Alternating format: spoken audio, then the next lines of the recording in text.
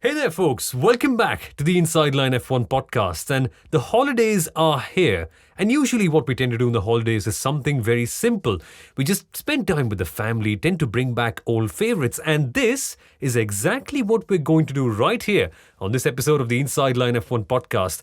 And this one is something that you might have heard a couple of years ago. We didn't quite get the chance to do it last year, but here we are again, and it's going to be a thriller. So get prepared, get ready, grab your drinks, I think virtually, and don't mind with the drinks, right? It's BYOB, and because it's not offline and because it's not documented like 2018's FIA Gala, you can drink as much as you want. Nobody cares. Welcome to the Parody Awards on the Inside Line F1 podcast.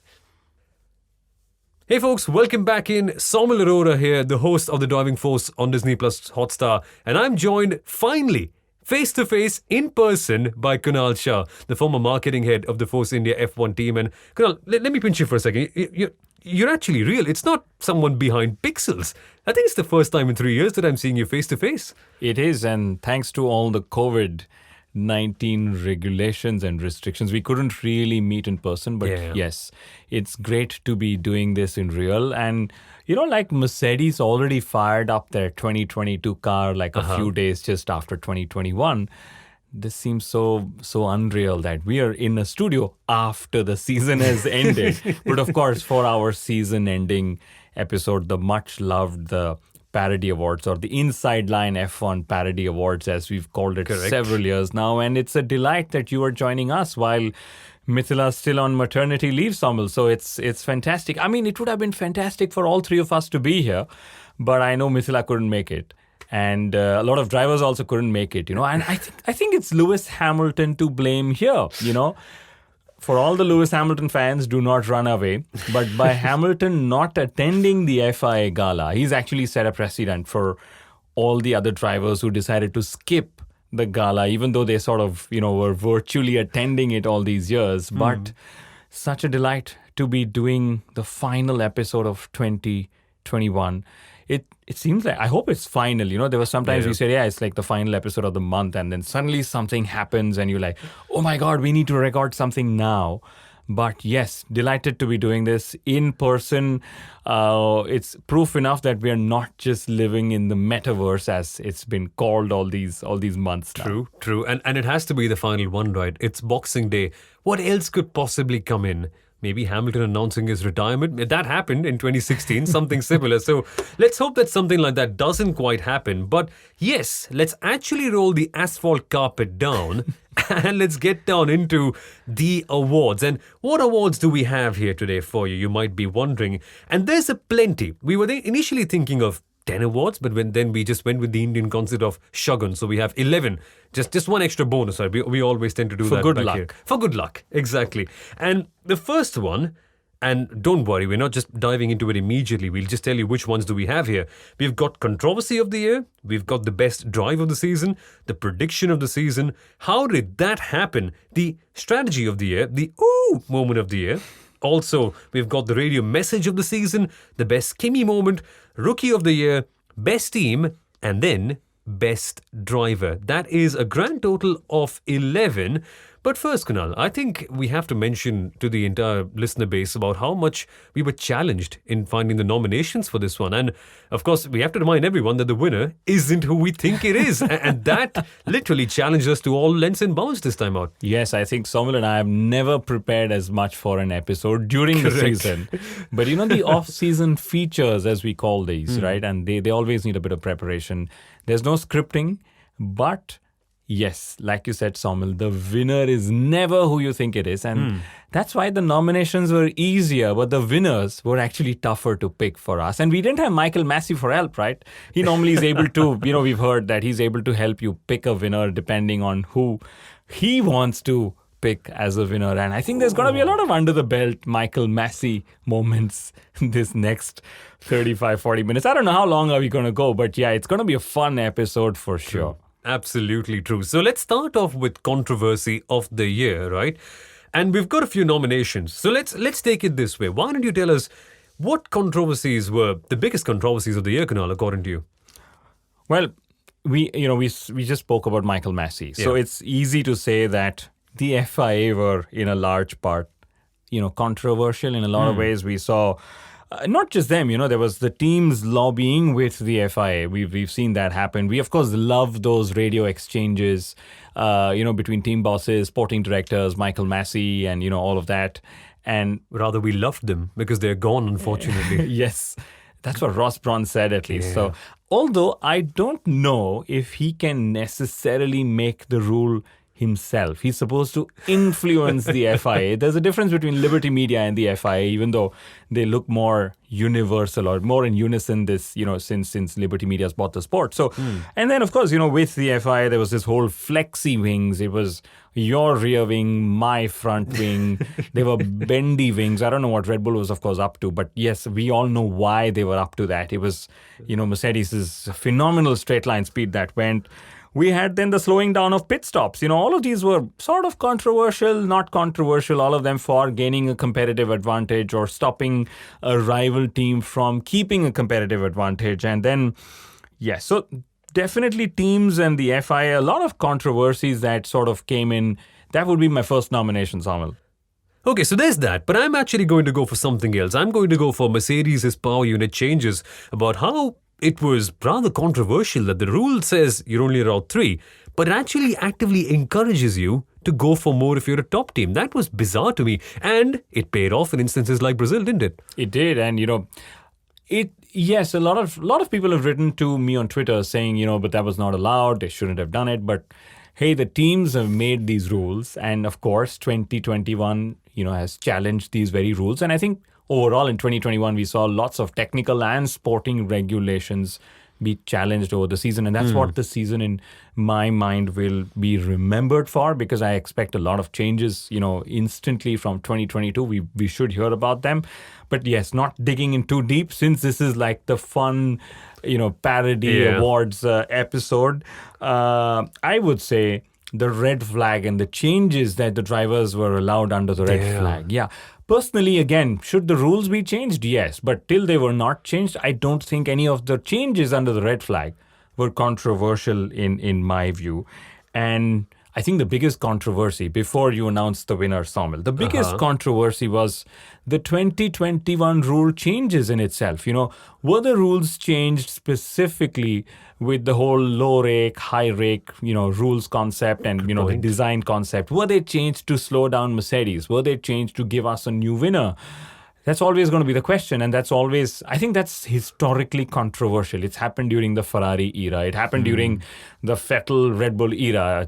Did it happen during the Mercedes era? Yes, I would say at least 2 times. So that's another controversy, I would say.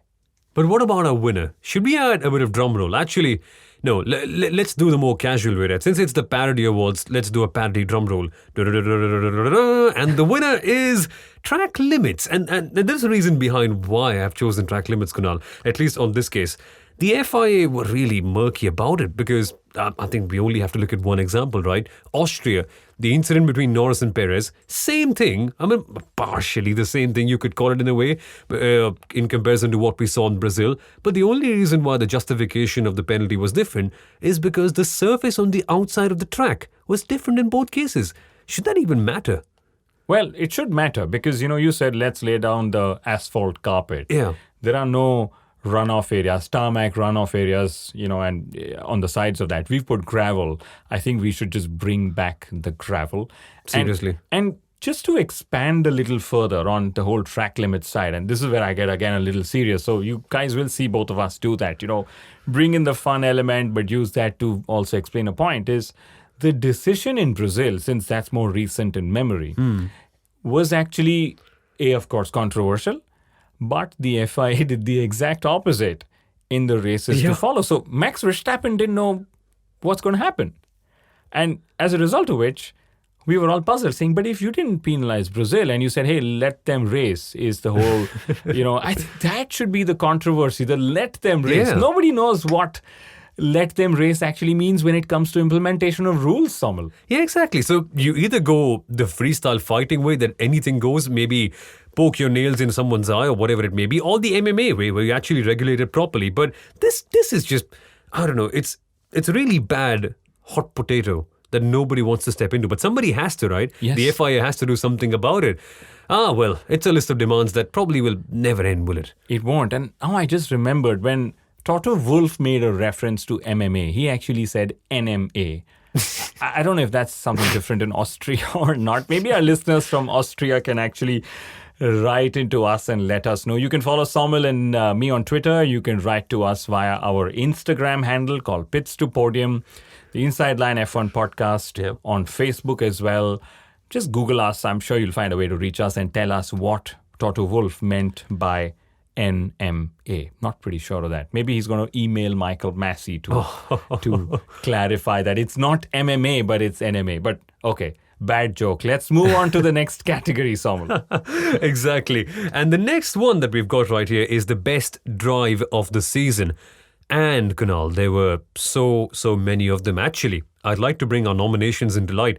Firstly, we have to talk about the only non-Red Bull and Mercedes driver to win a race, Daniel Ricciardo in Italy. For the entire season, it was just really murky for him, really bad in terms of driving. But that one race, he was spectacular. Let's not talk about what happened afterwards. But Norris almost winning in Sochi, that has to be a contender, no? It has to be. And, the big question always, and this will be replayed in our minds, should Norris have listened to McLaren? Should McLaren have pushed him a little more? Was it a driver error? Was it a McLaren error? Of course, when people lose or win, now it's suddenly like, it was a team. We win as a team, we lose as a team. But I really applaud Norris for sticking to his gut, his instinct as a driver. And then, of course, we know that in the aftermath, we know that McLaren read the weather radar wrong. So they were advised or they were informed incorrectly as opposed to Mercedes. But yes, what an incredible race. Who would have thought that Sochi of all places, or Sochi of all places, would entertain us? Like Paul Ricard was a brilliant race. Sochi was a brilliant race. Two circuits where Abu Dhabi was a brilliant race. Abu Dhabi was a brilliant race. Two circuits which we were like, or now three circuits which were like, we don't know if they're going to be great races. We just know that they have to be on the calendar. But I'm going to add to the nominations. Has to be Lewis Hamilton in Brazil. Oh, yes. With a lot of controversies around the DRS, starting at the back, his, fourth or fifth PU or whatever number he took. So that was good. And then, of course, Max Verstappen in Zandvoort, I think his races in Zandvoort and Mexico almost made us believe that's it. Max is going to win this way before Abu Dhabi. But, of course, then we know how it all transpired. So those are our nominations for the best drive of the season. And now it's my turn to actually pick the winner. The winner of the best drive of the season was actually Bernd Maylander for the 2021 Belgian Grand Prix as we know it, right? And of course, we love Bernd for whatever he's done in Formula One. Whether or not he ends up taking the vaccine, it's a personal decision of his. But we all know what happened. 2 laps behind the safety car. And he wasn't even given the win. Yeah. Right? He was in, I'm sure it was a Mercedes, or was it an Aston Martin? We don't remember which safety car. It was a safety car. I think it was Mercedes for Spa. Was it? Yeah. I wouldn't know. But yes. So Bernd Maylander wins, the drive of the season. When last did a safety car go from start to finish and actually end up winning a race and not be given him? He should have at least been on the podium, I don't know. Just like honorary, you should have won, but you were in a non-Formula One class or something like that. And also, Bernd did it from a pit lane start. All the other teams and drivers had to start on the grid. Bernd had to start from the pit lane. So, he was superb. Drive of the year, guys. Drive of the year. But prediction of the year is the thing we have to go to next. And honestly, Kunal, we had some crazy predictions. I don't remember who, but I remember us discussing that someone had made a prediction about split winners in the championship. And that has to be our first nomination. Wasn't it crazy? When after postseason testing, we thought that, maybe there will be the possibility of one team winning the World Constructors' Championship and the other team's driver winning the World Championship. And it could have been different. It could have been very different. But my word, did that prediction come alive. It did. It was incredible. It's incredible for Formula One to have split winners. We all know by now when it happened the last time, and also in its own ways we can make our own interpretations.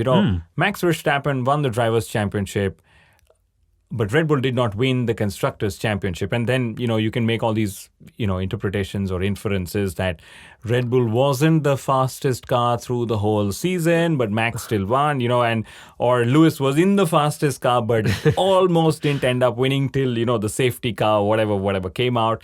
But yes, that split winners is fantastic. I think it just shows just how close the season was till literally whatever happened. I think in the last 3-4 races of the season, Mercedes said, enough with the close battles. We're just going to put on that 5th power unit, bring on that Silverstone upgrade and just hammer it all in. And that's what they literally almost did, right? The second nomination, of course, on the prediction has to also be what, a lot of us made, including Soumil and myself, which was we already had predicted in the preseason test, said it is going to be a Verstappen versus a Hamilton throughout the season. And, because of Ferrari and Vettel in the last few seasons, we've always been like, yeah, Mercedes will be challenged for, a third of the season or 2/3 of the season, and then the season will sort of wear off. Can, Verstappen and Red Bull sustain a championship challenge? And we actually predicted that they would. And I appreciate, that sort of thinking and that sort of prediction that we made, Soumil. And then, of course, given it's Hamilton in the best car on the grid, depending who you ask, of course, but Hamilton scoring his 100th win, we had predicted that. Several other numbers that, around Hamilton's careers. Everything is in triple digits now, Soumil. Everything. Yeah, exactly. Wins, pole positions. I think the points are in 4. But let's talk about our winner.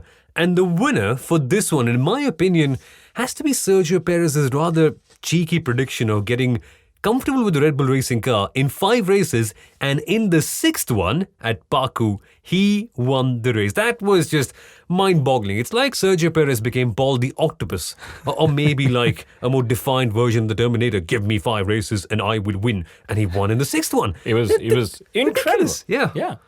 You just called him cheeky. Maybe instead of Checo, we can call him Cheeky Perez. And thank you for my cheeky sense of humor. I don't think I'm the only person who called him cheeky. I think there are more people who called him cheeky in a more tongue-in-cheek manner. You could call it tongue-in-mouth. Yeah. No, whatever. Yeah, you get the idea, don't you? I'm sure his daughters pull his cheeks, so they call him Cheeky Perez. Okay, enough of that. Come on. Yeah, it's the holiday season, guys. So we are also some part of my humor's on holiday as well. But yeah, it's a very interesting situation. This category, which is the best prediction of the season, because I think so. If I was to paint Checo in 2021. I think he arrived at Red Bull thinking, you know what, I've got the best car on the grid now, or something like that. I think I will match Max, and I think I will beat Max. And that's the approach everyone ends up going to when you go to a new team. Carlos Sainz, Fernando Alonso, Sebastian Vettel. Of course, it's easier for Vettel, I would say, right? But for Checo Perez, I think those 5 races were also down to realizing that, okay, oh my God, Max is an animal. He's a legend. Of course, that's what they're saying about Checo after Abu Dhabi. But it sort of took him that mental adjustment that, okay, I need more time to do what Max is able to do. But hey, what Max is doing is incredible. But, for all the memes, for all the fun jokes, for him to say it'll take me 5 races to get used to Formula One in a Red Bull car and then win the 6th one was simply outstanding. He also, Soumil, by the way, here's the cheeky one, right? The cheeky stat. Had the most driver of the day wins than any other driver. And the strange thing is when I think of Checo Perez's season, I think of, maybe 3 things. His win in Baku, of course, and then whatever happened at the restart, right? After the red flag. I think of all the times he's given a tour to Max, and, Max and Red Bull have thanked him, and Christian Horner as well. And the third. Toe with an E. No, with a W, sorry. Yeah, toe with the toe. Yeah. Important justification. With a W, yes. And the third is all the monstrous defenses he's done against. Yeah, you already know that. You guys already know that. See, someone's done the before I finish the statement. Against Lewis Hamilton. He did not give the toe, or TOE, to Lewis at that time. Actually, he just shoved a foot into Lewis Hamilton. That's what he did at that final race. Oh, he was amazing in that case. But what a prediction. Literally, not even like a prediction, like a promise that he came true on in a way. But, well, we have another thing about Sergio, don't we? Yes, we do. Also, one last thing, about about Checo as we bring 2021 to a close. When I said about, he was a little shocked and surprised at what Max could do, I also think, Checo being Checo that he is, was, he's a racer from the heart. Every time you hear him in a bad moment, he's like, yeah, bad session today, but let's go for the win tomorrow. And then suddenly something, yeah, we'll win the next one, guys. And then, home race in Mexico, yeah, Red Bull's backing me for the win. I just love how he, wears his heart on his sleeve. And that sort of makes him more relatable, as a personality as well. And one last point on his defensive driving. I don't think anyone expected, Lewis Hamilton included, I don't think anyone expected Checo to do that kind of monstrous defensive driving against a Lewis Hamilton in the faster car and so on and so forth. But yes, that was all about Checo. We can go on to, I think it's the 4th category already. Time's running, and so should we, I guess. But I'm the one slowing us down with my cheeky Perez humor, I would say. I wish professors in school were so good at explaining things this way. I love it. But how did that happen is our next category. And how did we get to this category, Kunal, is a question that maybe I'll ask you after the episode gets complete. But the nominations for this one, we have actually got quite a fair few. Let's actually start out with a very rogue incident, shall we? Rogue marshals? No? Yeah. Rings a bell? Rings. 2 bells. 2 bells? Yeah. Uh-huh. And it's amazing. Is this really an issue for the FIA? And was said marshal actually very rogue? Because if there's one thing I learned in this year, it's that never trust anything that Christian Horner says once the season is happening, right? And I think this can fall into something similar. Well, I would say I hope the FIA is not tuning in and they're on holiday because, there could be a sanction or reprimand or whatever. But the truth is, marshals are volunteers. They are the ones bringing motorsport safely to us. And that's what 100%. And Michael Massey defended them, right? Which, can we ignore the human element? Should we ignore the human element here? Because there were two moments, where suddenly there was a yellow flag shown for a few seconds and then taken away and so on. And it's okay to ask the question. It's okay to investigate, saying why was it shown for that second or not? Because it can have championship implications, and it maybe did. We don't know that, right? Yeah. Because let's assume, and of course now I'm going to be like soap opera kind of, building a script in my head. I'm a Hamilton fan. Max is on a faster lap. What do? I know he's coming across, and I wave it for 3 seconds and take it. And I'm like, yeah, I thought, that pebble on the track was, was probably not in the right place or something. Of course, I'm making it all up, but I'm trying to just say that maybe that's also something that the FIA should investigate in, because these are not employed marshals. They're what I mean is they're not marshals that fly to every race, so there isn't a consistency in marshalling as well as of course, and then Formula One becomes an even more expensive exercise, and then the whole net carbon zero, all that will become 2050 by the time they want to get there. So yes, rogue marshal, that's one of them. Then of course we've spoken about Checo as the whole driver of the day thing. I don't know, how did that happen that he won like 4 driver of the day awards, or of course fan voting and all that, but I don't know how that happened, Soumil. I think I know. It's the same reason why Sebastian Vettel won so many overtake award. No, he won 1 overtake award, but he won so many jelly beans as a result of that overtake award. It's because it's artificial, right? It's his bad qualifying that's forcing him to start from the back and have a more entertaining race. And people on Sunday only remember what happens on Sunday. So that's why you get driver of the day. Had this been driver of the weekend, this would have been different. But yeah, on Sunday, as we all know, Checo Perez can be a beast. But speaking of beasts, speaking of some really crazy incidents and drivers actually coming alive on Sunday, there's something actually a little more different with Yuki Tsunoda that I have to point out. On Sunday in Austria, one fine day, he had 2 black and white flags in one race for the same incident, entering pit lane in the wrong manner. How did that happen?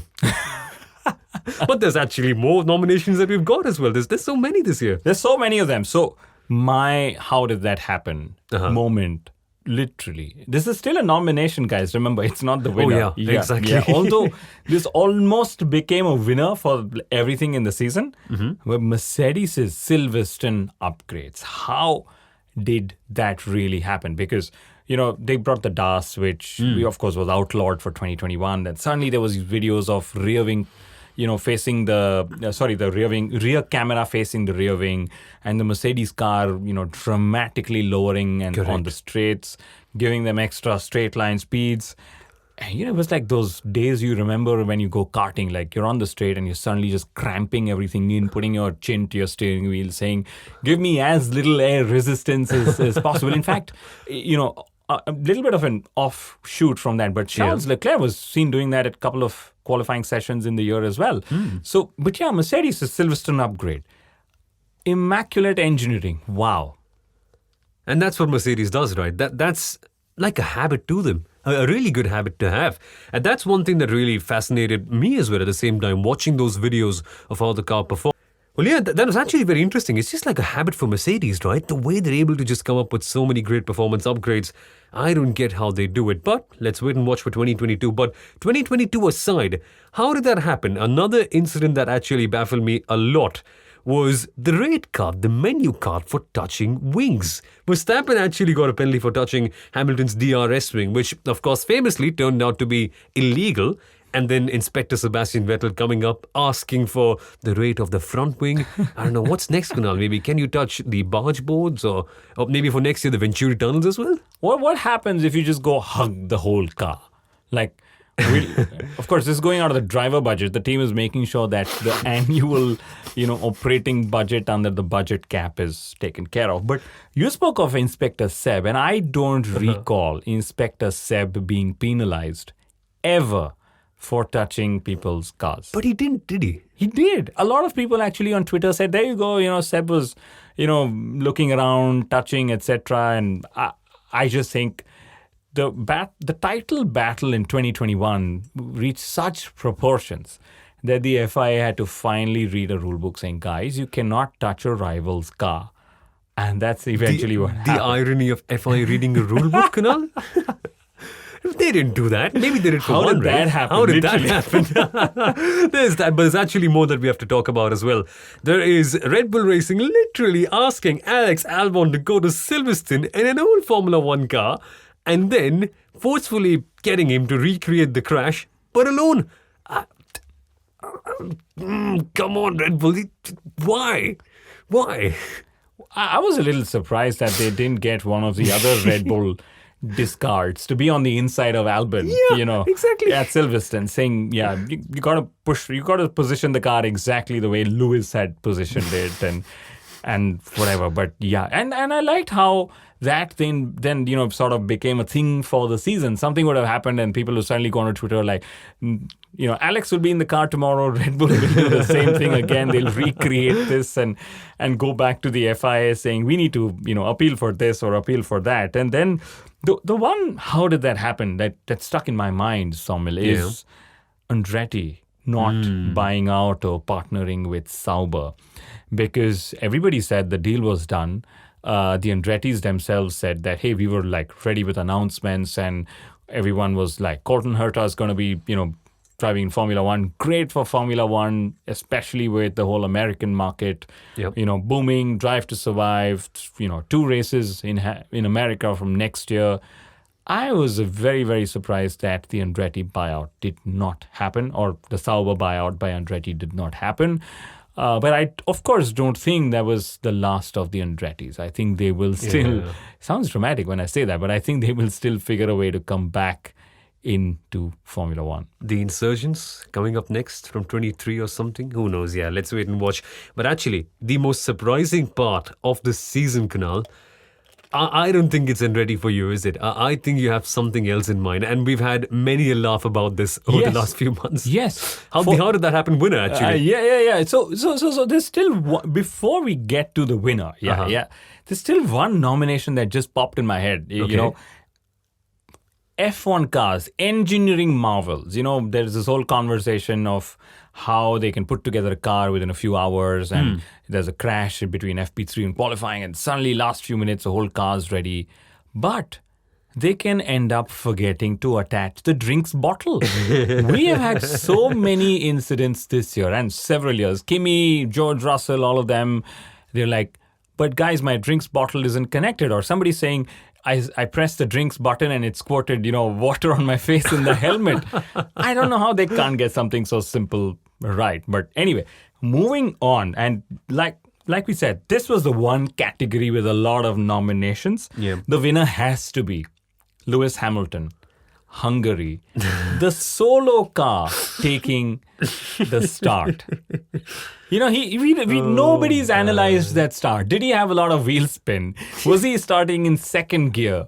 I don't know. There were so many start-based analysis that we could have run. Did he stall and start again or whatever? There were no onboard replays of that start at all. Of course, how did Lewis not pit? We all know that. But imagine this scenario. How did Formula One never think of a scenario like this? Yeah. And I love how 2021 has been challenging Formula One's regulations that have been written over the years, sporting and technical both. Imagine no car on the grid. That's what I was coming up to. Would we still have had the 5 lights or something? And then boop, boop, boop. What would have Crofty said? 5 lights illuminate, but no car at the grid. And maybe Ocon would have still come out in the lead of the race. But that that is in fact our how did that happen moment winner of the year. Lewis Hamilton taking a solo start in Hungary. And this is for once where it didn't matter if Formula One had 20 cars or 26 cars lining up on the grid. It was just one solo driver on the grid. Incredible scenes. It's still playing, replaying in my heads again. Show that to a fan who dropped out after Indy 2005 and they'll be like, huh? Is that how much worse they've gotten? But that's that. We have to move on to the next thing. And the best strategy is something that comes up rather ironically because we just spoke about Mercedes' rather absurd strategy of keeping Lewis outside. But the nominations for this one, Kunal, this is a biggie. We've got Red Bull Racing in France. They were tremendous. They just got the undercut on Mercedes in a really fun way. Just the marginal differences between two teams. That, I think, was amazing to watch. Alpine in Hungary, the way they were able to defend with Fernando Alonso. I think it was more on the execution than the strategy, but the approach was correct and the way they handled that was correct. But what about the other ones? Any memorable strategies from you throughout the year? Well, there was Vettel in Baku, and we're going to remember this because it's probably his biggest highlight of the season with his strategy. Tire strategy in general, at least in the first half of the season, was Red Bull could sort of get track position on Mercedes by staying out a little longer and then, cutting them in the pit lane and so on, right? And the one big strategy in my mind, which was very fair, again, and we touched upon this, a few minutes ago, was Mercedes's engine allocate or power unit allocation strategy.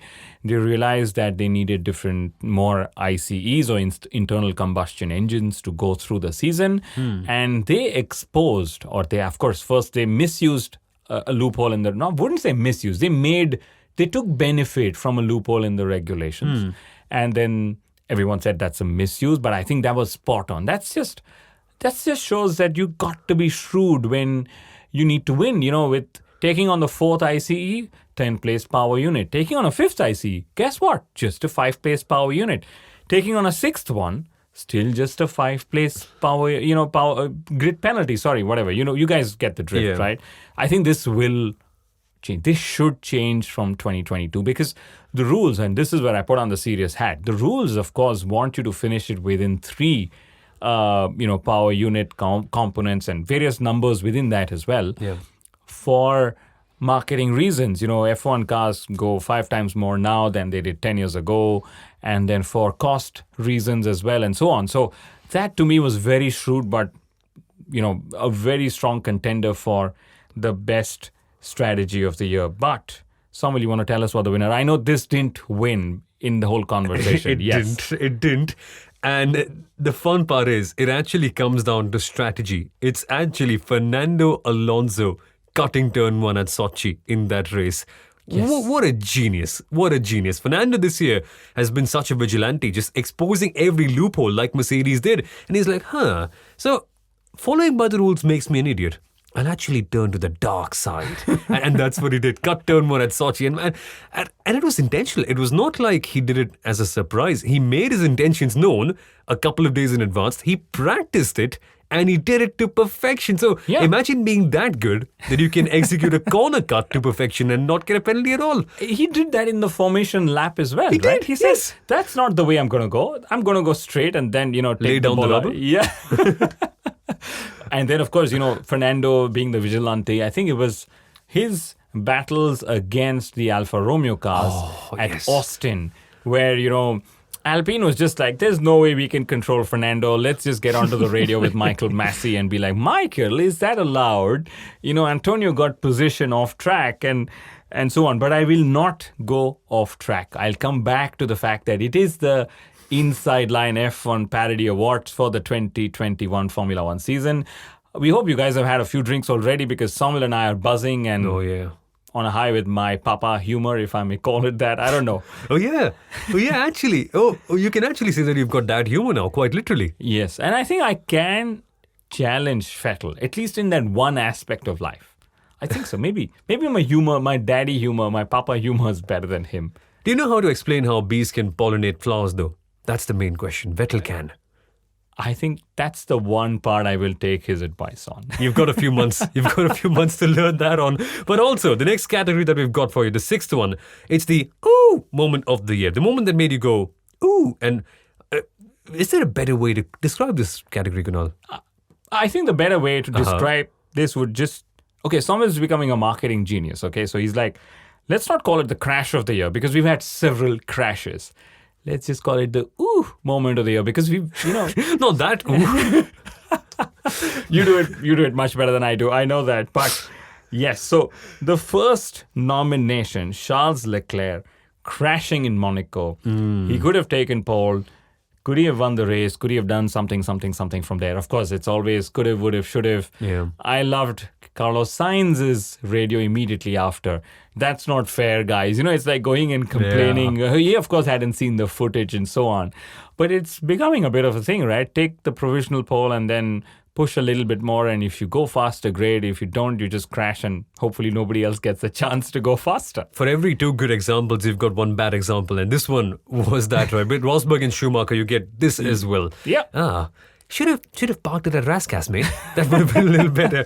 But there are others. There are other ooh moments of the year as well. There's Saudi. And Verstappen's qualifying error was the first of those. And what a lap. I still can visualize it as I'm speaking to you. But then the passing incident, it could be another contender for strategy of the year. The strategic passing opportunity. But it backfired, so we actually thought otherwise of it. But then Verstappen Hamilton at Silverstone, another big ooh moment. And that one had big ramifications. Yeah. Big time. I think 43G of ramifications or some weirdly high number. And I think we can just put a bucket of everything that Max and Lewis did was that moment, the crash of the year, the ooh moment of the year. I can't do it as well as you did, but there was them at Silverstone, then the title race in Abu Dhabi, there was Monza, of course the opening round in Bahrain as well. So lots of, that's just one bucket. And then the last nomination for this category, and I'm going to just say this category so, someone's not laughing on the other side of the mic, but it's Nikita Mazepin. He almost never made it to this category, right? Because...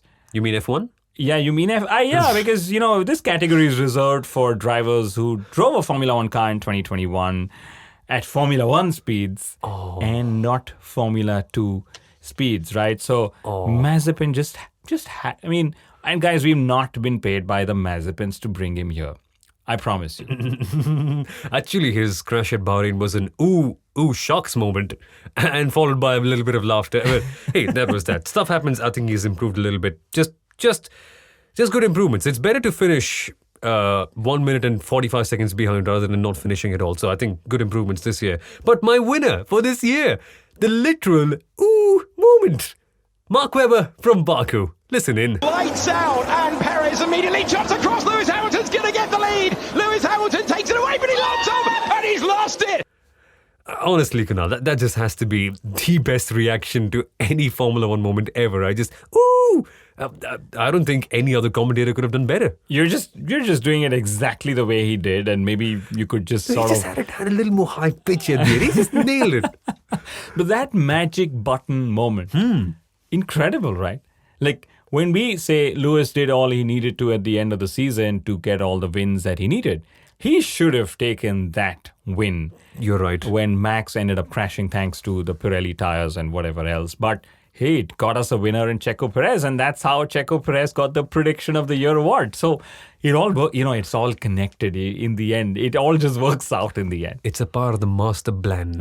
El plan. Yeah, El plan. Oh, El plan as well. Exactly. And we also got that lovely "See you again" meme from Baku, which I hope, which was just tremendous. But radio message. Well done, Baku. Yes, well done. that was well done, Baku. Well done indeed. I love Ricciardo. I know that Ricciardo loves to say it. It's pretty awesome. Well done. But what have we got next? Radio message of the year, Kunal. And disclaimer, this does include the FIA conversations, which sadly have died. Oh, moment silence. And we can move on. Which one would you pick as your moment of the year? But which ones would you pick as your nomination first, Kunal, before we go on to our actual winner? I think I would say, the Vettel one. How much does your front wing cost? Vettel didn't have the best of seasons. At least he had the best of radios. He challenged the whole Kimi Raikkonen best number one radio spot, and he sort of managed to get a nomination at least. Norris and Sochi, absolutely. We're going to hear it shortly, so you guys know what that radio is going to be.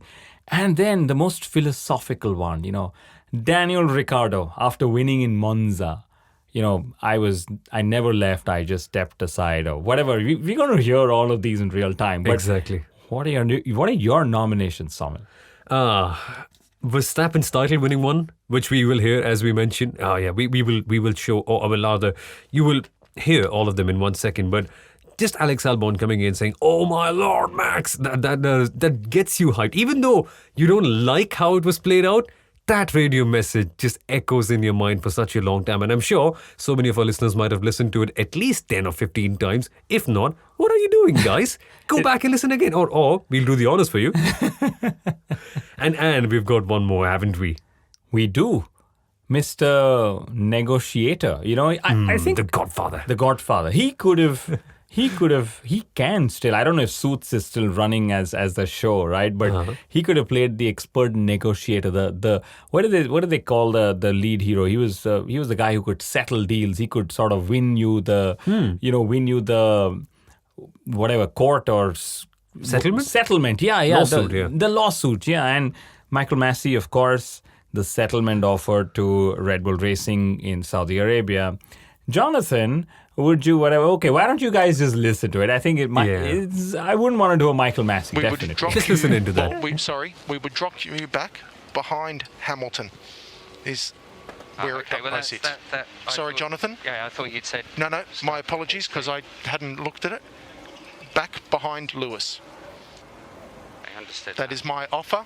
I need another minute. Thank you. You have my suggestion. Yeah. Oh my Lord, Max! Oh my God! Yes! Oh my God! Woo! Yes! Oh my God! Max Verstappen, you are the world champion! The world champion! Thank you. I'm going to touch Hamilton's rear wing. Don't you dare. Very expensive. I'm joking. I try the front wing. Maybe it's 25 grand. Track very slippery from here to turn 10. Lots of cars going off. Yeah, shut up! All right. Deep down, I knew this was going to come. So, thanks for having my back, and for anyone who thought I left. I never left. Just moved aside for a while. Thanks, guys.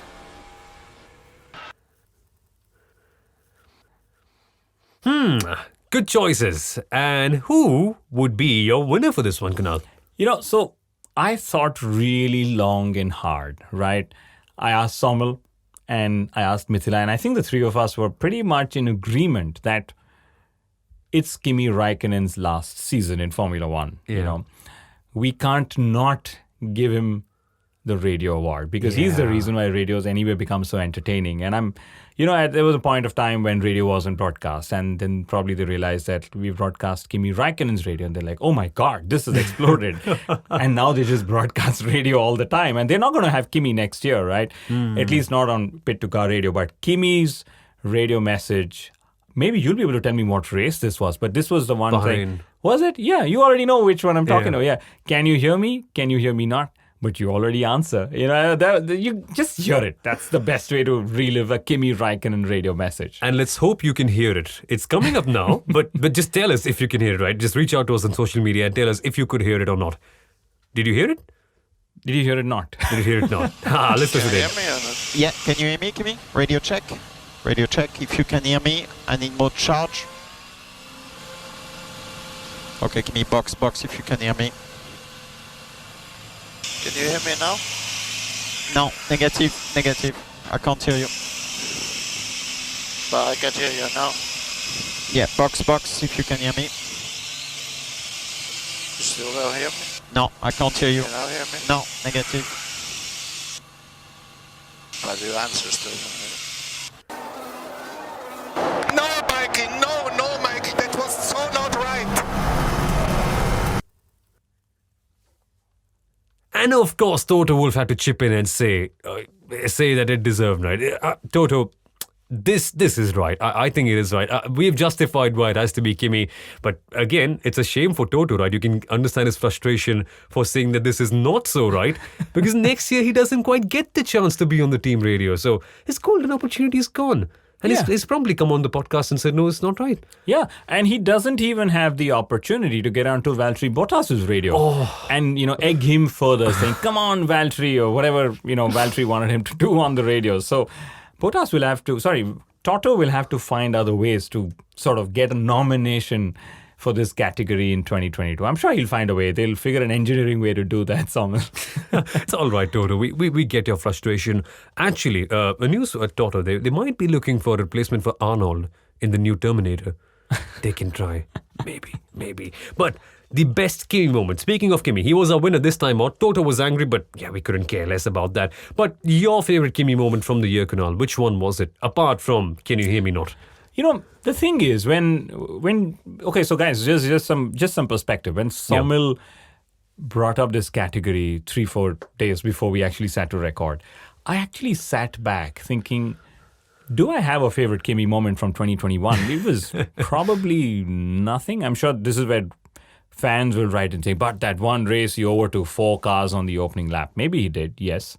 But were they all Kimi Raikkonen races, Kimi Raikkonen branded moments?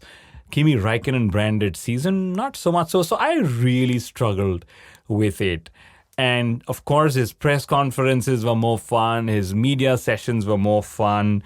I think my favorite Kimi moment, and I am struggling to come up with one. I'm just like, thank you for all the memories, Kimi. That was my moment. This is where my humor also leaves me, Soumil. Why don't you chip in? What's your moment? I think my favorite one was Abu Dhabi, where he just retired in the most Kimi fashion possible. And his last radio message was, it doesn't make sense to continue if it doesn't quite work. He just won't do the extra effort. And that's something we can all relate with, so many of us, that, if it's not happening, why bother?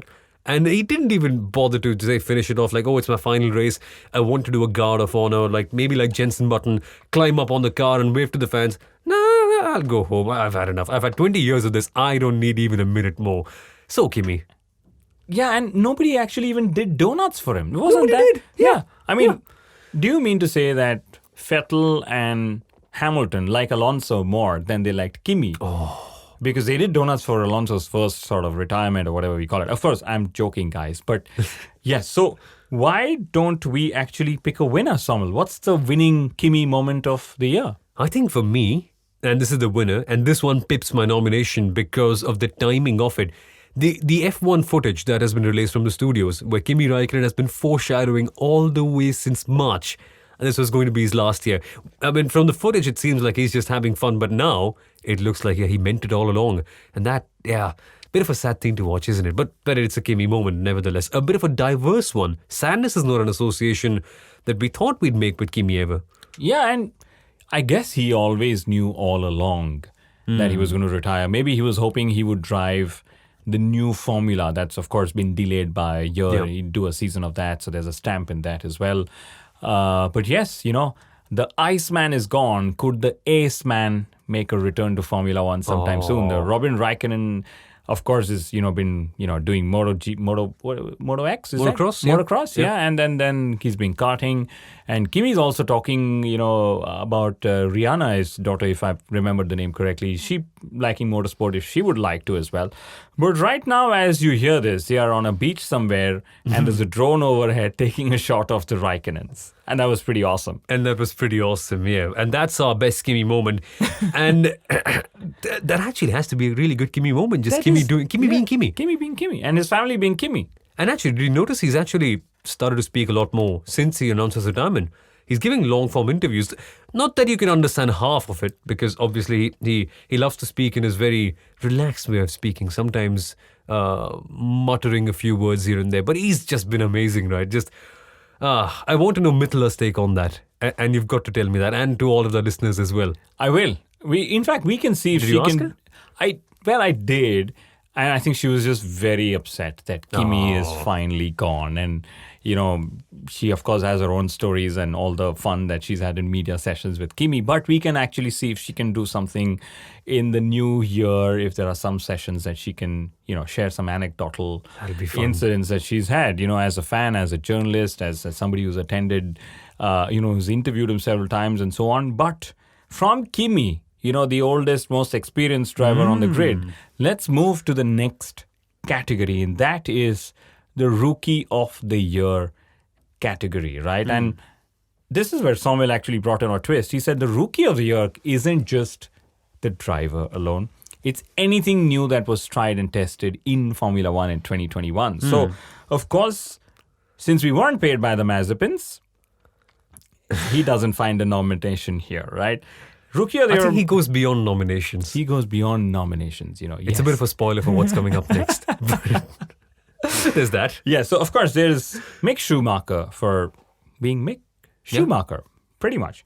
Yuki Tsunoda, for all the joys we've had in the press conferences where, he has to adjust his mic lower and all the radio messages he's made. And I think I can almost hear Yuki being very upset with us on the radio for not nominating any of his radio messages for the best radio of the year.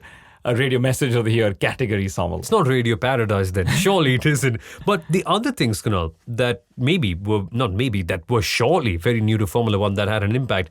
The Aston Martin safety car. We saw some diversity with it. I think we saw the Vantage, wasn't it? It looked rather beautiful. And it's good to see some sort of diversity.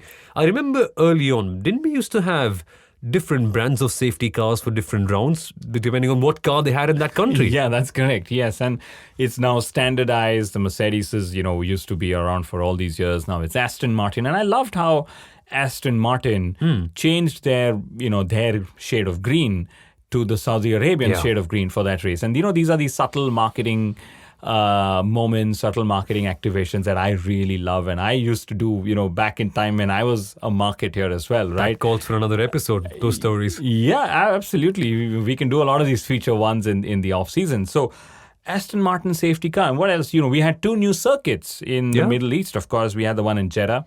I was a little surprised it wasn't called the Jeddah International Circuit because that's usually been the norm. Yeah. Whatever international circuit, whatever. We had the Losail International Circuit as well. No. And my most interesting memory, and I'm not sure why this didn't become a big thing, and I seek you and everybody's who's listening in their support to make this a big thing, is at the Jeddah circuit, in the race, Charles Leclerc actually ended up saying, guys, I'm feeling a little ill. I'm feeling a little dizzy with all the corners coming to me so fast and quick. And he actually said this on Pit to Car Radio. I'm surprised, of course, it didn't really blow up from there. And hopefully that's what we'll sort of see what happens in the off-season if somebody still picks it up because, hey, we have picked that up. Good point. What is it?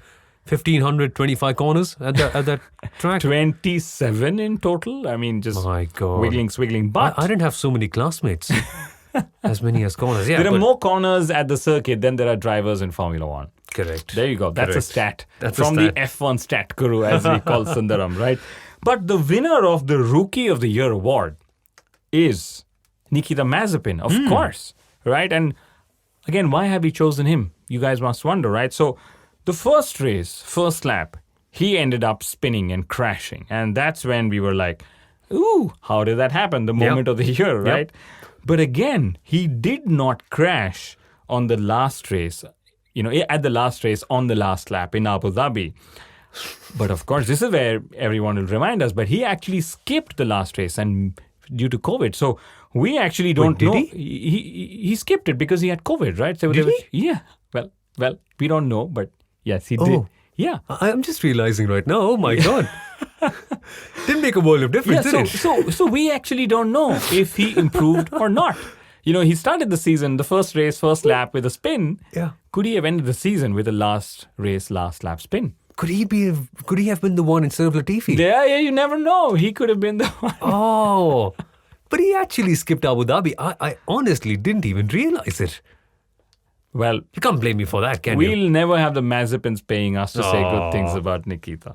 Well, there's that. But actually, I think that's enough of Mazepin, right? And I think that's one phrase that we've said so many times on this podcast. We should also say we say no to Mazepin, but, guess nobody cares about it anymore, unfortunately. Exactly. Unfortunately. Yeah, time has passed by. But we're down to a final two, Kunal. And these ones are important nominations. The best team and the best driver. Let's actually start with the best team for this one. And Ferrari and McLaren have to be the first two nominations, considering how they've upped their game.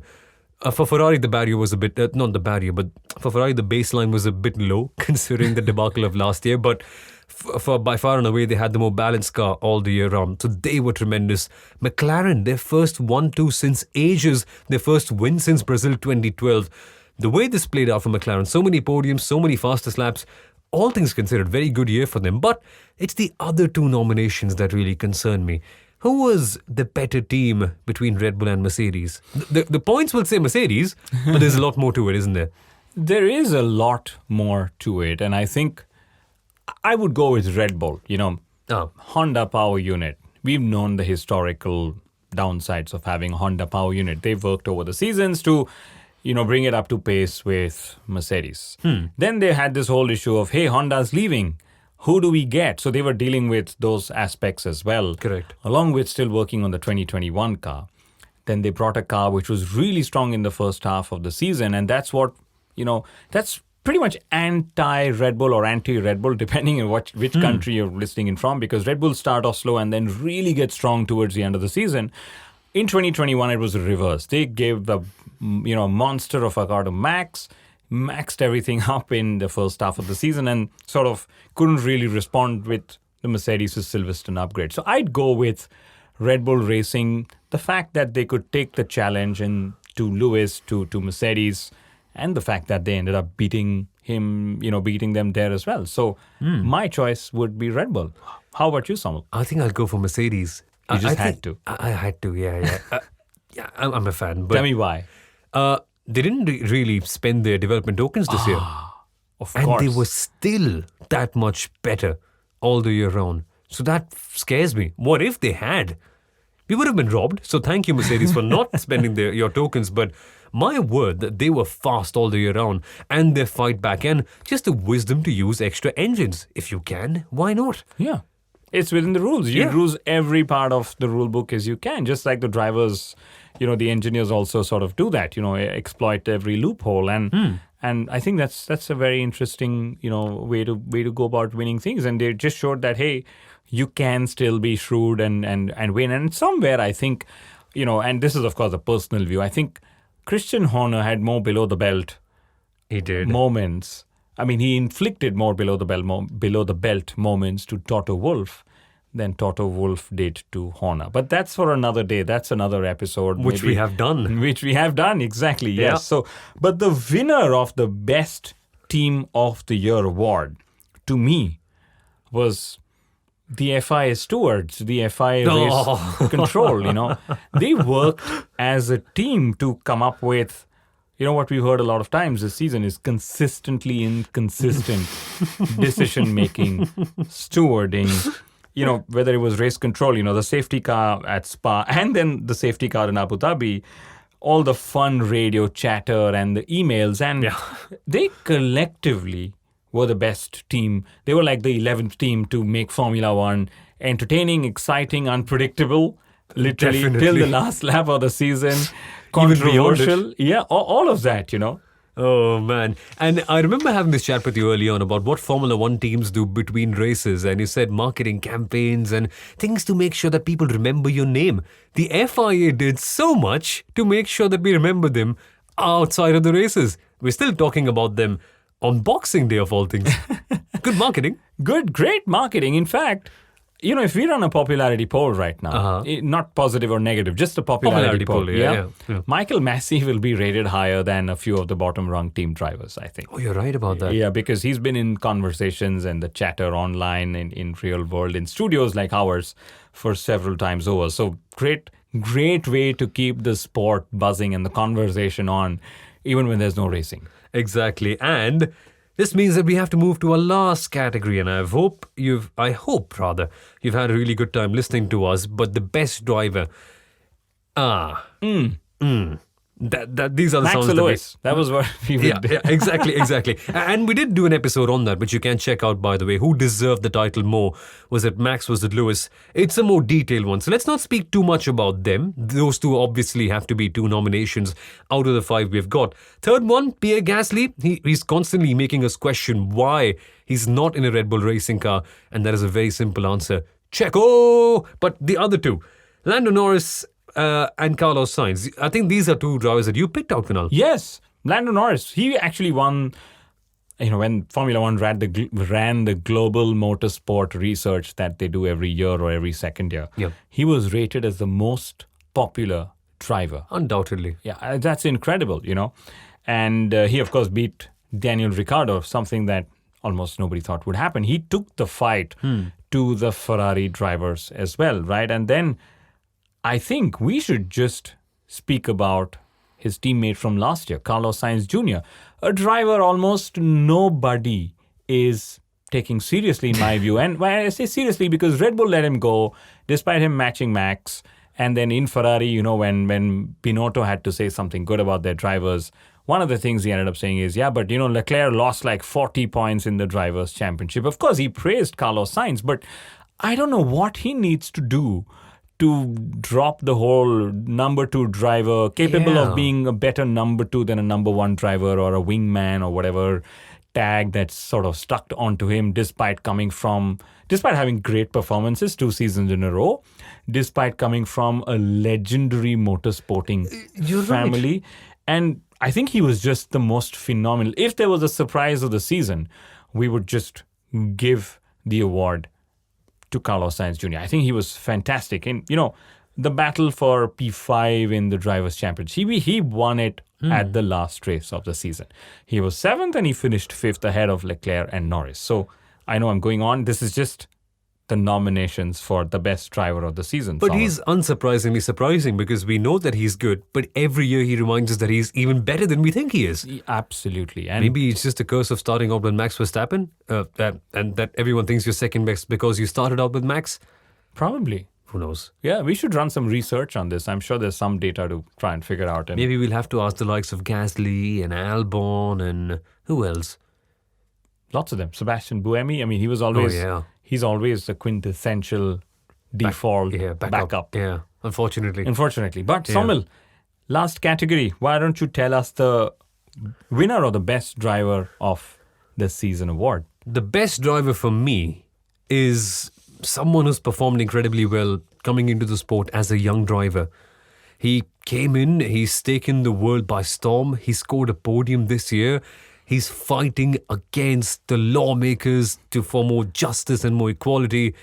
He's had a great relationship with his teammates, which he never has. It's Fernando Alonso. What a pleasant surprise. What a pleasant surprise, this one. In fact, it's been such a pleasant surprise that Soumil and I didn't even have an argument saying we have to pick a normal winner for this one because Fernando drove fantastically in pretty much all the races that one can remember. I think he had one uncharacteristic spin in the last couple of races of the season. The one spin, which you're like, yeah, but that's what Vettel's supposed to do, not you, Fernando. He was one of those. But yes, he's played a fantastic teammate. I think we're going to relive his defense in Hungary against Lewis for several years. And just, how he was so outright in one of those media sessions where he actually told Max that I actually tried to hold up Lewis, and then suddenly one of the races he actually pitted to finish the race on the soft so he could take the fastest lap away from Lewis. So he was also all outright, hey, I want Max to win in 2021, period. Yeah. And that's unlike Fernando as we've known Fernando 1.0 that we've seen before. So it was like a unanimous choice when we said Fernando Alonso has to win the best driver of the season. And justice maker of the season, and media expert of the season, and controversial driver of the season. He's just always there in the midst of it. But, well, can we see him win next year? Is the L plan on, Kunal? Yeah. That is, I think, a subject to a lot more episodes that we've got to record here, haven't we? At least Alpine says that it's on to be on the car in 2022, and that could mean that they've not found a sponsor to take that place, but we don't know. It could be that it's, but I think that's the hope that we are all, that's the hope that we are all sort of living with, that Fernando has the tools to take the fight to Max and Lewis and whoever else is sort of doing whoever else is going to be having the tools to fight next year, Soumil. Seriously, that's going to be so much fun, and there's going to be so many more episodes based just on that. But folks, the Parody Awards are over. Make sure that you go back wherever you are supposed to go back to safely, unlike Kimi, who was just ragdolling around back in 2018. So I hope you've had just enough drinks, not too much, and I hope you had a good time listening to this. I've had a ball doing this in person in the studio with you, Kunal. What a lovely episode, at least for me personally. And folks, if you like this, you know exactly what to do. Follow us on social media, reach out to us, leave a good rating. We don't need to tell you that, do we? Yes. Thank you very much, Soumil, for doing this with me. Thank you also to all our listeners for staying with us through the entire season. Absolutely. We've seen some phenomenal numbers, and that's all thanks to the love and the affection you all have showered on us. Thank you for the good as well as the bad ratings. I know sometimes we don't always speak well about your favorite drivers, but that's just a part of the job. And Soumil, we have done close to 80 episodes in 2021. It's been a joy. It's been so much fun doing this. Thank you for being my number one driver on the Inside Line F1 podcast. Thank you, Kunal. Thank you so much. What a pleasure to be doing this for this whole year. And I think the best way to end this episode and the year 2021 would be to say the most commonly used word on the podcast between both of us. Absolutely. Absolutely. See you guys in 2022. Bye-bye.